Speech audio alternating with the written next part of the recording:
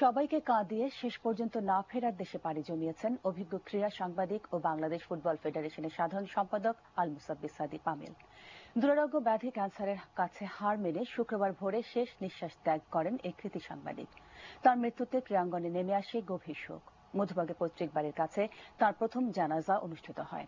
শনিবার বঙ্গবন্ধু স্টেডিয়ামে দ্বিতীয় জানাজা শেষে মিরপুর শহীদ বুদ্ধিজীবী কবরস্থানে দাফন করা হবে তাকে। কনক মাহমুদের রিপোর্ট। চিকিৎসকরা হাল ছেড়ে দিয়েছিলেন অনেক আগেই, কিন্তু পরিবার ও সহকর্মীদের মন বলছিল অন্য কথা। এই তো সেদিন 40-এর কোঠা পেরোনো লোকটি এত সহজে হারিয়ে যেতে পারেন না। প্রিয় মানুষটিকে বাঁচাতে যার যার অবস্থান থেকে চেষ্টা চালান শুভাকাঙ্ক্ষী সহকর্মীরা, কিন্তু সব বাঁধনকে ছিঁড়ে না ফেরা দেশে পাড়ি জমালেন সবার প্রিয় সাদি ভাই। দীর্ঘ 5 মাস ধরে দুরারোগ্য ক্যান্সারের সাথে লড়াই করে হার মানলেন তিনি। 1967 সালে 17 জানুয়ারি ঢাকার এক সম্ভ্রান্ত পরিবারে জন্মগ্রহণ করেন পামেল। তারপর থেকে মগবাজারের মধুবাগ এলাকার পৈতৃক বাড়িতেই কাটে শৈশব। ছোটবেলা থেকে খেলার প্রতি অদম্য আগ্রহের কারণে কৈশোরে বাবা আব্দুল কুদ্দুস সাদির হাত ধরেই শুরু লেখালেখির। আর এইভাবেই শুরু ক্রীড়া সাংবাদিক পামেলের পথ চলা। দীর্ঘ 14 বছরের সাংবাদিক জীবনের অধিকাংশ সময় কেটেছে ইংরেজি দৈনিক ইন্ডিপেন্ডেন্টে। 1985 থেকে 1995 এই পত্রিকায় কাটানোর পর যোগ দেন আরেক ইংরেজি দৈনিক ডেইলি স্টারে, যেখানে 4 বছর থাকার পর সাধারণ সম্পাদক হিসেবে যোগ দেন বাংলাদেশ ফুটবল ফেডারেশনে। এত অল্প সময়ে সে এএফসি ফিফা সবার সাথে এতটা তাদের কাছে পপুলার ছিল বা গ্রহণযোগ্য ছিল, তারা ওরে খুব পছন্দ করতো, এএফসির প্রেসিডেন্ট বা সবাই।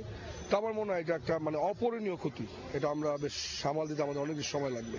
নতুন এই ক্যারিয়ার শুরুর পরও গণমাধ্যমে সহকর্মীদের সঙ্গে ঠিকই সখ্যতা ছিল পামেলের। সময়ে অসময়ে দেশে বিদেশে যে কোনো প্রয়োজনে সদা হাস্যোজ্জ্বল এই মানুষটিকে পাশে পেয়েছিলেন সহকর্মী ও বন্ধুরা। তার অসময়ে চলে যাওয়াটা কিছুতেই মেনে নিতে পারছেন না কেউই। তিনি আমাদের সিনিয়র সহকর্মী ছিলেন।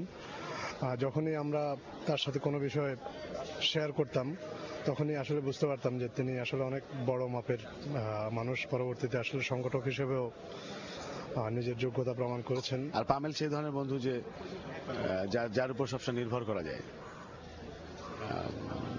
যার উপরে বিপদে আপদে আনন্দে উৎসবে সবকিছুতে সে আমাদের সবসময় সঙ্গী ছিল। এত ব্যস্ত হতো, বৃদ্ধ মা থাকতো, মা করে নিত, পরিবার যতক্ষণ সম্ভব ছিল আত্মীয়স্বজন, বিশেষ করে আমার ওর আব্বার কবরস্থান আমাদের পৈতৃক পাবনাতে, সেখানে মাঝে মাঝে হয়তো দেশের সবার সঙ্গে যোগাযোগ ছিল।